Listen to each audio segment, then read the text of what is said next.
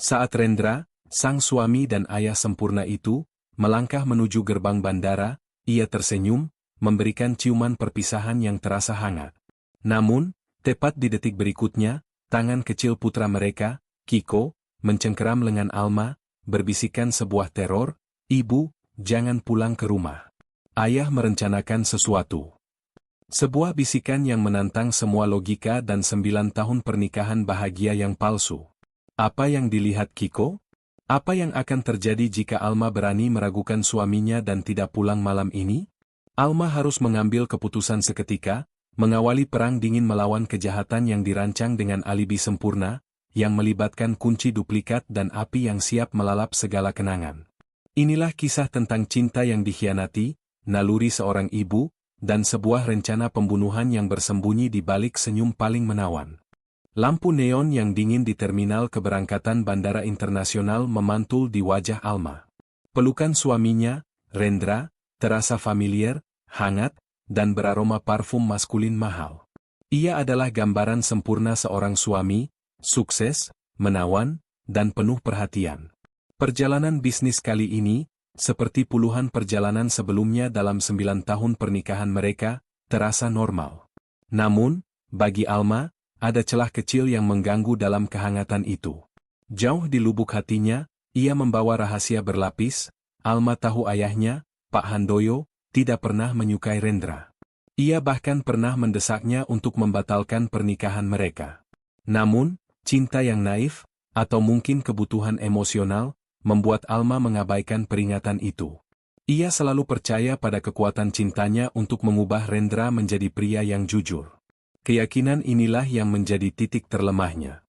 "Perjalanan ini sangat penting, sayang," kata Rendra, suaranya dalam dan meyakinkan, seolah menegaskan perannya sebagai tulang punggung keluarga. Ia berjongkok, menyamakan tinggi badannya dengan Kiko, putra mereka yang berusia 7 tahun.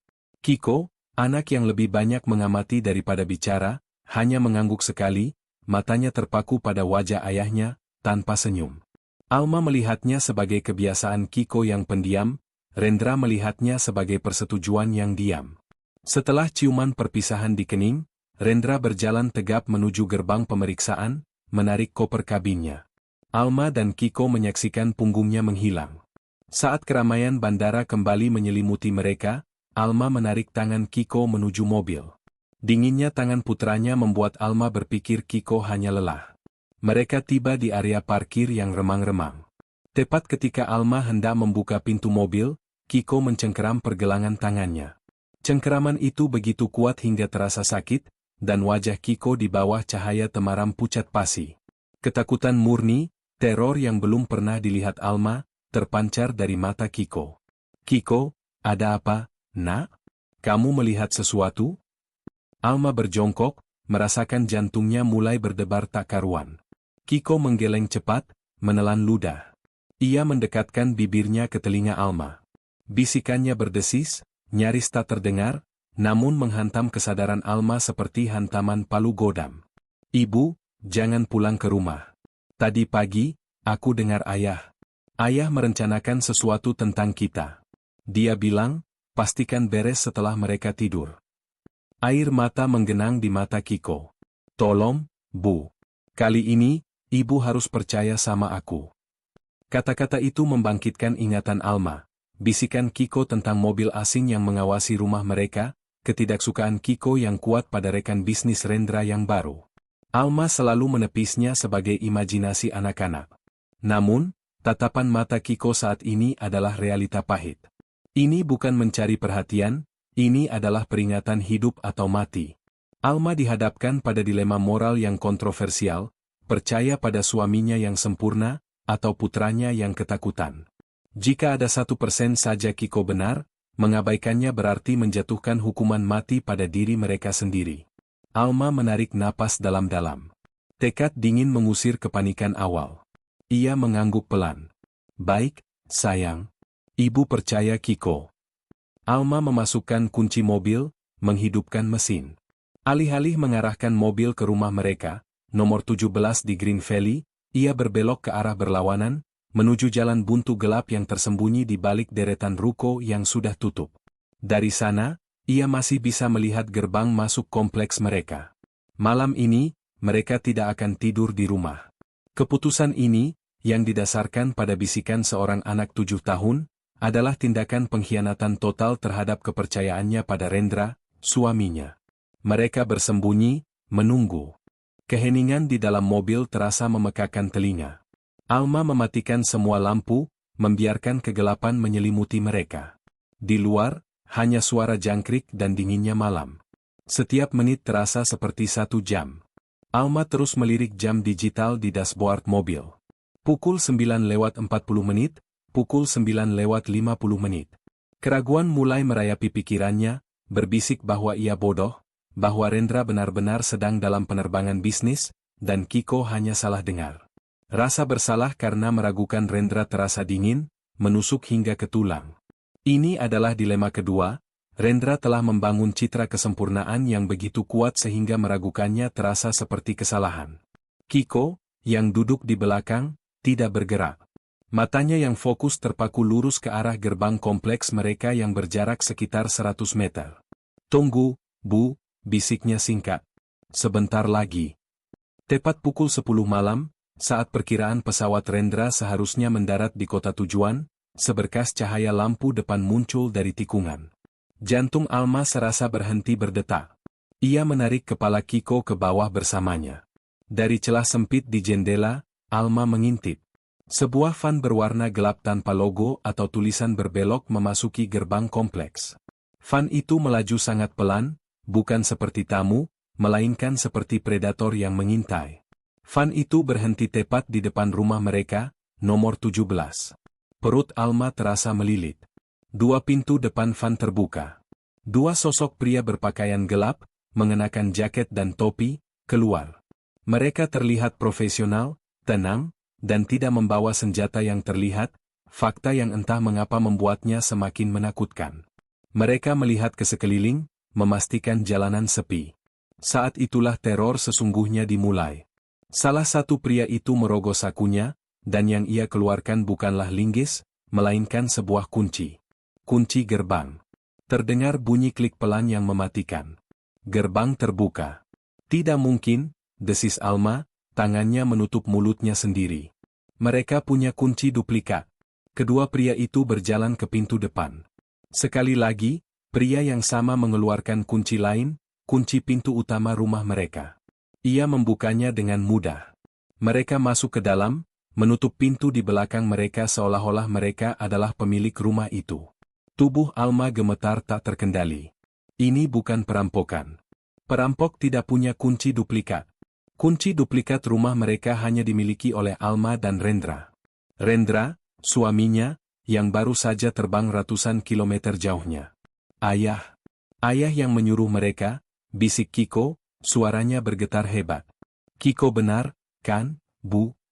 Realitas menghantam Alma dengan kekuatan penuh. Kiko benar. Suaminya telah merencanakan ini. Tapi untuk apa? Mereka tidak menyalakan lampu utama. Hanya berkas-berkas cahaya senter yang menari-nari di balik tirai. 10 menit berlalu. Tiba-tiba, bau samar tercium masuk melalui ventilasi mobil. Bau tajam, kimiawi, seperti bensin. Kiko membelalak. "Ibu, bau apa itu?" Saat Alma menatap jendela kamar tidur Kiko di lantai 2, sebuah kilatan cahaya oranye kemerahan muncul. Lalu di ruang tamu, kerlipan kecil berubah menjadi jilatan api.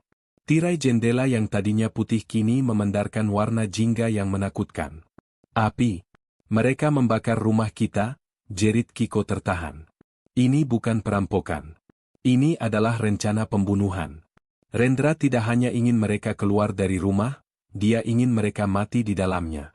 Dia ingin mereka terbakar hidup-hidup saat tidur. Perjalanan bisnis, pelukan hangat, ciuman di bandara, semuanya adalah alibi yang sempurna. Tepat pada saat itu, ponsel di saku Alma bergetar. Pesan dari Rendra. Dengan tangan gemetar, ia membukanya. Isinya singkat dan kejam, "Baru mendarat, sayang. Semoga kalian sudah tidur nyenyak. Aku sayang kalian." Rasa mual hebat naik ke tenggorokannya. Kebohongan yang terencana itu, diucapkan saat api sedang melalap rumahnya, adalah sabetan pisau es. Alma menyadari, ia tidak bisa lari ke polisi. Rendra akan memutarbalikkan cerita, menuduhnya gila atau mencoba bunuh diri. Ia butuh sekutu di luar lingkaran Rendra. Sekutu yang pintar, kuat, dan berada di luar jangkauan suaminya. Alma ingat. Ingatannya melayang pada hari pemakaman ayahnya. Ayahnya pernah berkata, jika suatu saat kamu berada dalam masalah besar, masalah yang tidak bisa kamu ceritakan kepada siapapun, kamu cari orang ini. Namanya Ibu Siwi. Nama itu kini adalah satu-satunya harapan mereka. Di tengah suara sirene yang meraung-raung mendekat, Alma memaksa dirinya mengemudi. Kedua pria berbaju gelap dari van itu telah meluncur kabur, menghilang di tikungan. Mereka lolos, membawa serta rahasia mereka, tetapi meninggalkan bukti yang lebih besar, kehancuran dan keputusasaan. Alma mengemudi menembus malam, menjauh dari Green Valley. Ia tiba di depan sebuah ruko tua berlantai 2 di kawasan kota lama. Jam menunjukkan pukul 1 dini hari. Biro Hukum Siwekan tampak ditinggalkan, papan namanya nyaris tak terbaca. Namun, Alma ingat nama itu, Ibu Siwi. Dengan sisa baterai ponsel yang tinggal 15%, ia menemukan dan menghubungi nomor kantor itu. Anda menelepon kantor saya 3 kali berturut-turut pada jam pagi. Suara wanita tua serak namun tegas terdengar di seberang. Saya berasumsi ini bukan untuk konsultasi pajak. Ibu, ini Alma. Putri almarhum Pak Handoyo. Jantung Alma melonjak. Jangan bicara di telepon. 50 meter di depan Anda, ada gang kecil. Masuk. Pintu kayu hijau. Ketuk 3 kali. Cepat. Panggilan ditutup. Tidak ada keraguan lagi. Alma membangunkan Kiko, menggendongnya, dan mengetuk pintu hijau kusam itu 3 kali. Pintu terbuka, dan Ibu Siwi berdiri di ambang pintu, rambut putih, mata tajam, dan aura tenang yang menuntut kepatuhan. Di dalam apartemen kecil yang rapi dan berbau teh melati, Alma menceritakan semuanya, pelukan Rendra, bisikan Kiko, van gelap, kunci duplikat, dan api yang melalap rumahnya. Ibu Siwi hanya mendengarkan. Wajahnya tidak menunjukkan keterkejutan, hanya pemahaman yang dingin. Ayah bilang, tambah Kiko, suaranya pelan namun jelas, ayah bilang orang itu harus ambil dokumen di brankas baja setelah api menyala. Mata Ibu Siwi menajam. Setelah Alma selesai, wanita tua itu menutup cangkirnya. Saya takut hari ini akan tiba, Alma. Sejak ayahmu meninggal, saya sudah mengawasi Rendra. Dan kecurigaan saya benar. Kontroversi besar kedua terungkap. Rendra, sang suami yang dicintai, adalah penipu yang terlilit utang judi dan investasi bodong yang sangat besar. Warisan ayahnya, yang Alma kira hanya sisa dana pendidikan dan rumah yang kini terbakar, ternyata adalah kekayaan tersembunyi yang disiapkan Pak Handoyo. Ayahnya sengaja membuat 2 surat wasiat. Yang pertama, yang diketahui Rendra, adalah umpan. Yang kedua, yang asli, tersimpan dalam perwalian ketat. Perwalian itu baru bisa dicairkan setelah kamu mencapai usia 40 tahun, kata Ibu Siwi. Atau, dan inilah dilema moral Pak Handoyo, jika kamu, sebagai ahli waris utama, dan Kiko, sebagai ahli waris kedua, keduanya meninggal dunia. Alma menutup mulutnya, realitas itu menusuknya. Ayahnya yang bijaksana, yang sangat membenci keserakahan, telah meninggalkan jebakan yang sempurna. Rendra, yang putus asa dan tidak bisa menunggu 8 tahun lagi, memilih jalan pintas paling kejam. Ia tidak bisa menunggu Alma menjadi bijaksana, dia harus membuat Alma dan Kiko lenyap. Namun, di tengah kengerian itu, Kiko mencondongkan tubuhnya ke depan. Itu bukan dokumen ayah, katanya. Itu dokumen ayah sendiri. Kiko menceritakan bagaimana ia pernah melihat Rendra berteriak di telepon, mengancam akan menjatuhkan semua rekan bisnisnya karena semua catatannya ada di dalam brankas. Setelahnya, Kiko melihat Rendra memasukkan buku harian hitam kecil ke dalam brankas. Ayah bilang di telepon di bandara, lanjut Kiko, pastikan kalian ambil buku harian hitam di brankas. Itu asuransiku. Keheningan total menyelimuti ruangan. Ibu Siwi menatap Kiko dengan kekaguman. Rendra tidak berusaha mengambil aset, dia berusaha mengambil atau menghancurkan bukti. Buku harian itu berisi nama rentenir, detail utangnya, dan mungkin rincian rencana pembunuhan itu. Itu adalah jaminannya. Mereka tidak sempat mengambilnya, kata Ibu Siwi, matanya bersinar dengan energi baru. Sirene pemadam kebakaran datang terlalu cepat. Brankas itu tahan api. Rendra mengira ia telah menciptakan asuransi. Padahal, buku itu adalah bom waktu yang siap meledak di wajahnya. Alma berdiri. Rasa takutnya telah menguap, digantikan oleh tekad dingin. Kita harus mengambil buku itu. Sebelum Rendra menyadari kegagalannya dan kembali. Di kota lain, Rendra memainkan perannya sebagai suami yang hancur. Ia histeris, menunjuk-nunjuk layar televisi yang menyiarkan berita kebakaran hebat di Green Valley. Pertunjukan dukanya berjalan sempurna. Alibinya kokoh, ia ada di bandara, ratusan kilometer jauhnya. Namun, di balik topeng kesedihannya, ia dilanda kepanikan. Alma dan Kiko secara resmi dinyatakan hilang. Tidak ada jasad. Tanpa sertifikat kematian, ia tidak bisa menyentuh uang perwalian itu. Dan yang paling penting, buku harian hitam itu hilang. Ia yakin buku itu kini ada di tangan Ibu Siwi dan, ia kini yakin 100%, Alma yang selamat. Rendra putus asa. Ia melacak satu-satunya aset yang ia tahu pasti, sebuah safety deposit box di Bank Mandiri Kota Tua. Alma pernah bercerita ayahnya menitipkan kunci di sana. Kuncinya, yang Alma jadikan liontin, pasti sudah meleleh bersama rumahnya. Rendra yakin kotak itu berisi peta harta karun warisan. Sementara Rendra panik, Ibu Siwi dan Alma mulai merencanakan jebakan. Ibu Siwi menjelaskan bahwa safety deposit box itu adalah perangkap lain yang dipasang Pak Handoyo. Kotak itu hanya bisa dibuka dengan dua kunci fisik yang identik, satu milik Alma, yang Alma jadikan liontin, dan satu milik Ibu Siwi. Rendra tidak tahu ada kunci kedua. Ibu Siwi mengatur umpan. Ia menggunakan seorang informan, Dodi, seorang pegawai rendahan yang terlilit utang judi, untuk menghubungi Rendra. Dodi berpura-pura disewa oleh Alma yang ketakutan, lalu kabur. Sebelum kabur, Alma menitipkan satu-satunya barang berharga yang berhasil ia selamatkan, kunci liontin itu. Dodi, yang pura-pura tidak tahu apa-apa, menawarkan untuk menjual kunci itu kepada Rendra demi uang tunai untuk melunasi utangnya sendiri. 2 hari kemudian, Rendra bertemu Dodi di tempat parkir mal.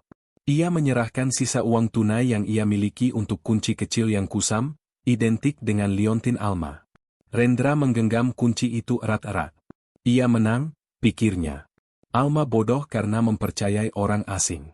Rendra menghabiskan malam itu membuat dokumen palsu, surat kematian palsu yang dipesan dari koneksi gelap, dan surat kuasa palsu yang seolah-olah ditandatangani Alma. Ia sudah siap. Besok pagi, jam 10, ia akan bertemu manajer Bank Mandiri di Kota Tua, Pak Darmawan, untuk mengambil hartanya. Di seberang kota, Ibu Siwi menutup ponselnya. Dia mengambil umpannya, Alma. Besok jam 10 pagi, di Bank Mandiri Kota Tua. Pak Darmawan, sahabat ayahmu, sudah menunggu. Dia tahu segalanya. Polisi akan ada di sana. Kita tidak akan menangkap Rendra di lobi. Dia harus tertangkap basah. Saat dia mencoba membuka kotak itu, Alma menatap Kiko yang sedang tertidur pulas. Anak inilah yang telah menyelamatkan mereka. Sekarang, saatnya ia berdiri tegak dan menjebak sang predator di dalam persembunyiannya sendiri. Pagi itu, di bilik brankas bank tua yang dingin, Alma dan Kiko bersembunyi. Bersama Ibu Siwi dan 2 petugas polisi berpakaian preman, mereka menunggu kedatangan Rendra. Udara di dalam ruang brankas Bank Mandiri terasa dingin dan sunyi. Alma duduk kaku di bilik pribadi. Kiko di sebelahnya, memegang tangan Alma erat-erat. Jantung Alma berdebar kencang. Tepat pukul 10 pagi, ia mendengar langkah kaki di koridor marmer. Suara yang ia kenal. Ini sungguh tragedi yang mengerikan, Pak Rendra. Suara Pak Darmawan, manajer bank yang penuh simpati palsu, terdengar. Saya hanya ingin menyelesaikan urusan peninggalan istri saya secepat mungkin, jawab Rendra, suaranya serak dan dipenuhi duka yang dibuat-buat. Ia menunjukkan dokumen palsu, surat kematian palsu dan surat kuasa palsu. Alma nyaris tersedak mendengar lapisan kebohongan itu. Semuanya terasa begitu mudah bagi Rendra. Mari, saya antar Anda ke kotaknya, kata Pak Darmawan. Langkah kaki itu berhenti di luar bilik Alma. Terdengar bunyi kunci dimasukkan. Pintu kotak simpanan terbuka. "Nah, Pak Rendra," kata Pak Darmawan, almarhumah Ibu Alma menunjuk seorang wali untuk mendampingi siapapun yang membuka kotak ini. "Ini prosedur standar untuk ahli waris. Wali tersebut sudah menunggu di dalam bilik pribadi." Rendra terdengar bingung. "Wali? Wali apa? Putra saya sudah tiada." "Silakan masuk, Pak Rendra. Beliau sudah menunggu," kata Pak Darmawan. Pintu bilik terbuka. Rendra melangkah masuk. Ia terlihat kurus, tegam, namun kilatan keserakahan terlihat jelas di matanya. Lalu, ia melihatnya. Di seberang meja, duduk istrinya, Alma, hidup, bernapas, menatapnya dengan mata yang tidak lagi dipenuhi cinta melainkan kebencian yang dingin dan membeku. Di sebelahnya, Kiko, putra yang ia coba bakar di kamar tidurnya. Wajah Rendra runtuh. Itu adalah ekspresi horor murni. Seluruh darah terkuras dari wajahnya, membuatnya pucat pasi. Bibirnya terbuka, namun tidak ada suara yang keluar. Keheningan itu dipecah oleh suara Kiko yang kecil dan jernih. "Cari kami, Ayah." Alma perlahan mengangkat tangannya. Di tangannya tergenggam buku harian bersampul kulit hitam. "Atau Ayah cari ini?" bisik Alma. Kesadaran menghantam Rendra, ini jebakan, semuanya jebakan. Ia berbalik, mencoba kabur, namun dua petugas polisi berpakaian preman dari sudut ruangan telah mencengkeram kedua lengannya. "Permainanmu sudah selesai," kata Ibu Siwi, melangkah keluar dari bayang-bayang. Rendra tidak melawan. Ia dikalahkan oleh istri yang ia anggap naif dan oleh putranya sendiri. Di ruang interogasi, Rendra mencoba berteriak, menuduh Alma gila, menuduh Ibu Siwi mencuci otak. Detektif Binsar tidak terkesan. Ia menunjukkan surat kuasa palsu, surat kematian palsu, dan buku harian hitam itu, bukti yang menghubungkannya dengan dua pembakar bayaran. "Kami memang tidak punya apa-apa lagi," kata Ibu Siwi, tenang. "Tapi putramu punya." Detektif Binsar menyalakan proyektor. Gambar buram, beresolusi rendah, terlihat di dinding. Rendra duduk di meja kerjanya, berbicara di telepon. Tanggal dan waktu terekam di sudut layar, 2 hari sebelum kebakaran. Rekaman itu berasal dari kamera mainan mata-mata Kiko, yang ia curigai ayahnya selalu marah. Rencananya jalan terus, suara Rendra terdengar nyaring di ruangan itu. "Bakar semuanya. Tapi pastikan kalian ambil buku harian hitam di brankas. Itu asuransiku. Aku butuh buku itu. Lalu klip lain, pastikan mereka tidur, gas atau apapun. Aku tidak mau ada perlawanan." Begitu Alma dan Kiko. Beres. Laptop dimatikan. Proyektor padam. Rendra menundukkan kepalanya ke meja, isak tangis yang kering dan tanpa air mata mengguncang tubuhnya. "Saya terpojok," gumamnya. "Saya tidak punya pilihan." Di balik kaca satu arah, Alma berdiri mematung. Ia menutup telinga Kiko, namun ia mendengar pengakuan mantan suaminya itu. Tidak ada cinta yang tersisa, hanya kelegaan yang luar biasa. Rendra divonis penjara seumur hidup tanpa kemungkinan pembebasan bersyarat. Di dalam penjara, ia menjadi neraka di bumi. Buku hariannya, yang merinci nama-nama rentenir yang ia khianati, telah bocor. Karma yang kejam telah tiba. Beberapa bulan kemudian, Alma dan Ibu Siwi mencairkan warisan Pak Handoyo. Uang itu jauh lebih besar dari yang pernah dibayangkan Alma, namun terasa berat. Ia menjual semua aset yang pernah berhubungan dengan Rendra dan menyumbangkan hasilnya. Ia hanya menggunakan warisan bersih dari ayahnya untuk satu tujuan. 1 tahun berlalu. Alma dan Kiko tinggal di rumah sederhana di pinggir kota. Alma mendirikan Yayasan Warisan Handoyo, yang memiliki 2 fokus utama, memberikan beasiswa untuk anak-anak cerdas dan jeli dari keluarga kurang mampu, anak-anak seperti Kiko, dan menyediakan bantuan hukum gratis serta rumah aman bagi perempuan dan anak-anak yang terancam. Ia mengubah warisan yang hampir menghancurkannya menjadi alat untuk menyelamatkan orang lain. Ia menemukan kebahagiaan yang bukan dibeli dengan uang, melainkan dibangun dari reruntuhan. Kiko berlari menghampiri ibunya di teras. Ia memberikan setangkai bunga aster putih. "Untuk ibu," katanya, tersenyum lebar. Terima kasih, sayang, bisik Alma, memeluk putranya erat-erat. Ibu yang berterima kasih. Kamu adalah pahlawan ibu. Kamu menyelamatkan kita. Bayang-bayang Rendra telah lenyap. Yang tersisa hanyalah fajar yang baru, masa depan yang aman, dan tekad seorang ibu yang kini tahu bahwa intuisi seorang anak kecil adalah senjata paling ampuh melawan keserakahan yang terencana. Inilah akhir dari kisah Alma, Kiko, dan kejahatan terencana yang bersembunyi di balik kesempurnaan. Rendra, sang suami yang kejam, akhirnya menerima karma terburuknya, tidak hanya kehilangan kebebasan, tetapi juga kekuasaan. Sementara Alma, dengan tekad barunya, mengubah warisan yang hampir merenggut nyawanya menjadi alat kebaikan melalui Yayasan Warisan Handoyo, melindungi dan memberdayakan para ibu dan anak yang terancam. Hikmah terpenting dari kisah kontroversial ini adalah, jangan pernah mengabaikan naluri, terutama naluri protektif seorang anak. Perhatikan setiap celah, karena kejahatan yang paling dingin dan paling terencana seringkali disembunyikan di balik topeng kepercayaan yang paling kokoh. Ingatlah, cerita ini adalah fiksi yang dibuat serealistis mungkin agar pelajaran tentang kepercayaan dan pengkhianatan dapat kita ambil. Terima kasih banyak telah menonton kisah mencekam ini hingga akhir.